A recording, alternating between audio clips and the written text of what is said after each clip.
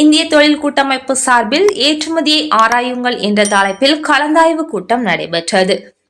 கூட்டத்தில் சிஐஐ தூத்துக்குடி தலைவரும் Wilson shipping நிறுவன இயக்குநருமான செலஸ்டின் வில்லவராயர் வரவேற்று பேசினார். தூத்துக்குடி துறைமுக ஆணைய துணைத் தலைவர் போ. சுரேஷ் பாபு கூட்டத்தை துவக்கி வைத்து பேசினார்.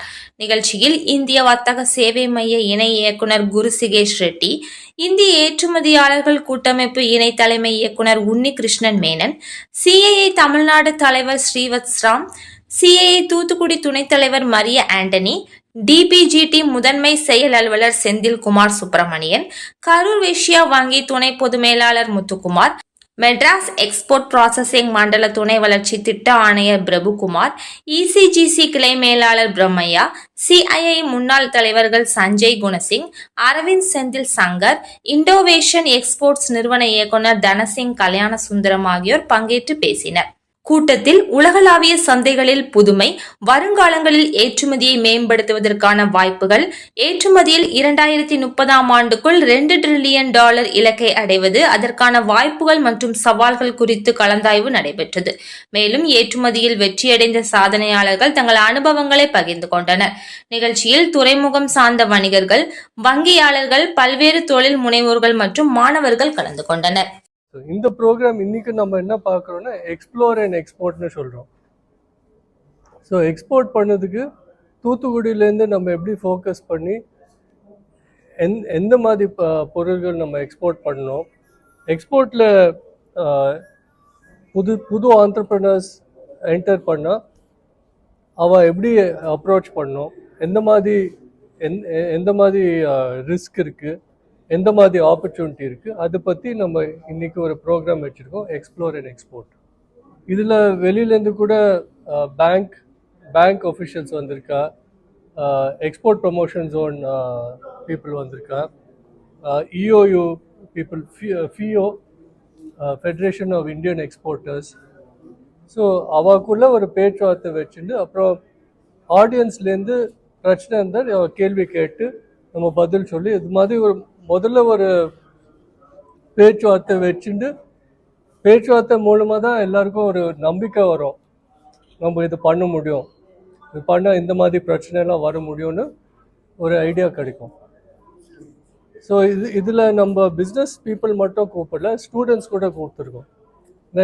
இந்தியாவில் இந்த காலத்தில் பார்த்தா average age 29 and startups நிறையா இருக்குது. நிஜமாக தமிழ்நாட்டில் பார்த்தா சென்னை, கோயம்புத்தூர் மட்டும் இல்லை, திருநெல்வேலியிலேயே 350 ஸ்டார்ட் அப்ஸ் இருக்குது. ஸோ ஸ்டார்ட் அப்ஸ் இது ஸ்டூடெண்ட்ஸ் தான் ஸ்டார்ட் அப்ஸ்னால் ஸ்டார்ட் பண்ணுறான். ஸோ அவள் கூட வச்சுன்னு நம்ம பேசணும். ட்ரெடிஷ்னல் மேனுஃபேக்சரிங் எக்ஸ்போர்ட்டர்ஸ் மட்டும் இல்லை, இங்கே I think fish, seafood, marine exporters கூட இருந்தால் அவள் கூட கேள்வி கேட்டேன். ஏன்னா வியாபாரத்தில் இப்போது மாதக்கணக்காக ஏதோ மாறுது. அவள் கேட்டால் ஃப்ரேட் ரேட் திடீர்னு ஏறி இருக்கு, ஏதோ ஸ்ட்ரைக் இருந்தது யூஎஸில், அதனால ரேட் ஏறுது, எப்படி டீல் பண்ணுறது, கமர்ஷியலி எப்படி ஹேண்டில் பண்ணுறது. ஸோ இந்த மாதிரி கேள்விக்கு நம்ம எப்படி செய்வோம், பெரிய கம்பெனிக்கு இதே ப்ராப்ளம் வந்தால் எப்படி செய்வோம்னு நம்ம சொல்கிறோம். அதே மாதிரி பேங்க்ஸ் இந்த ஃபியோலாம் சொன்னால் நீங்கள் கான்ட்ராக்ட்லேயே இந்த மாதிரி நீ அரேஞ்ச்மெண்ட் போட்டால் உனக்கு இந்த பிரச்சனை வராது. ஸோ எக்ஸ்போர்ட்டர்ஸ்க்கு ஒரு லேர்னிங் ஆப்பர்ச்சுனிட்டி, ஒரு கான்ஃபரன்ஸ். அண்ட் நிறைய பேர் இப்போ எக்ஸ்போர்ட் பண்ணதுக்கு தயாராக இருக்கா. நான் எக்ஸ்போர்ட் பண்ணால் எந்த மாதிரி பிரச்சனை வரும், நான் எந்த ஊருக்கு எக்ஸ்போர்ட் பண்ணலாம், அண்ட் வேறு ஊர் எப்படி பார்ப்பா.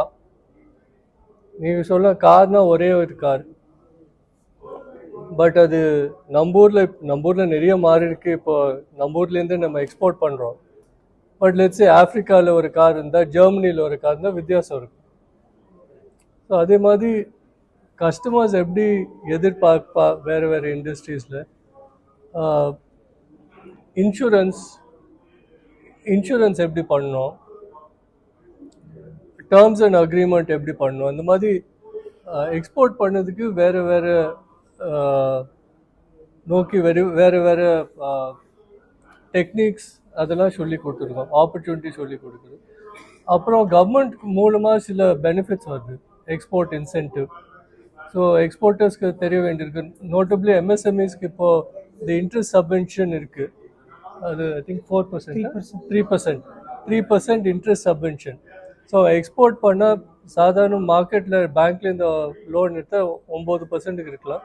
இன்ட்ரெஸ்ட் சப்வென்ஷன் மூலமாக 6% இருக்கலாம். இல்லைன்னா இது தவிர கவர்மெண்ட்ல இந்த மாதிரி வேறு ஸ்கீம்ஸ் இருக்கு. அந்த ஸ்கீம்ஸ் எப்படி பெனிஃபிட் பண்ணுது மக்கள்கிட்ட சொல்றதுக்கு தான் இந்த கான்ஃபரன்ஸ் வச்சிருக்கோம்.